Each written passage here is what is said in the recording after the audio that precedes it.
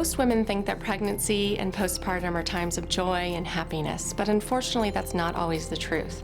About 1 in 5 women has significant levels of depression or anxiety during their pregnancy or after delivery of the baby. The most common symptom is often irritability, and women can often feel overwhelmed as well, even by everyday tasks. Some women will also have difficulty feeling connected to or bonded with their newborn, but women can often feel very bonded to their child and still have depression or anxiety. Women who are most at risk include women who have had previous difficulties with depression and anxiety, but also include women who have never struggled with this before. For women who have never gone through something like this before, it can be very helpful to hear the stories of women who have been there. Women like Jessica Heldman. Looking back, I think it started in pregnancy, actually. I had no reason to think that I would be depressed while I was pregnant. I was glad to be pregnant. We were excited to find out we were expecting twins, but there were stresses, and I had trouble coping with those stresses. I had a lot of anxiety about the pregnancy and spent a lot of time worrying. Then our twins were born a few weeks early. We were thrilled and grateful that they were born healthy. But there was an emergency C-section, and that was not the beautiful beginning that we had anticipated. We went home, and within a few weeks, I started to notice challenges that were arising, and I noticed my ability to cope was getting less and less. I had trouble breastfeeding, the babies were colicky and cried a lot of the time. I interpreted that as evidence of my failure as a mother. That caused me to be overwhelmed, and I was afraid to do just the normal things that someone would do. I wasn't able to feed my kids. I wasn't able to leave the house for fear that they would start crying out in public and my failure would be revealed to all. I was afraid at home when they started crying that they would never stop.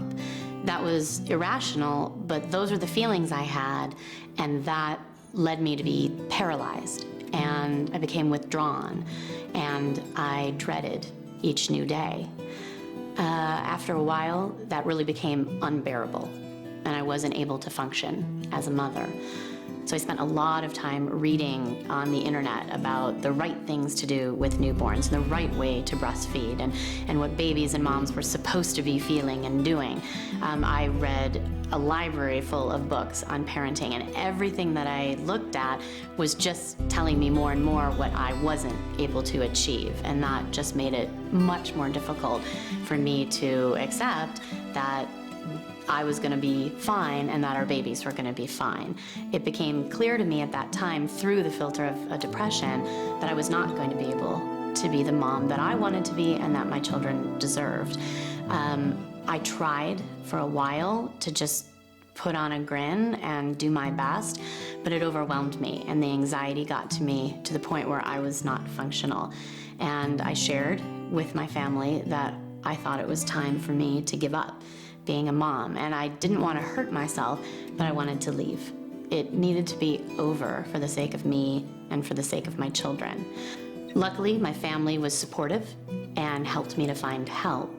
We searched online, and I found a website for the Postpartum Health Alliance. There was a listing for a support group, and I decided to go. I was amazed to find that there were other women who felt the same way I did.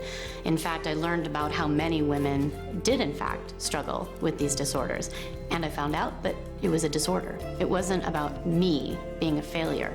It was about me suffering from something that meant I could get treatment and I could get better. And I did.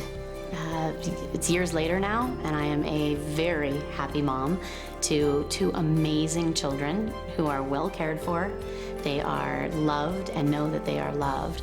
I look forward now to our future, and that's what I want for every mom. Postpartum Health Alliance exists to educate professionals and women about the signs and symptoms of pregnancy and postpartum depression and anxiety, and also to help guide them towards resources that are available for care. The most important thing for women to know is that treatment is available and it's very effective for depression and anxiety during pregnancy and postpartum. Talk therapy, both individual and group, is very effective, and some women also use medication to help treat their symptoms as well. We find that women who seek treatment get better, and we want women to know that there is help available.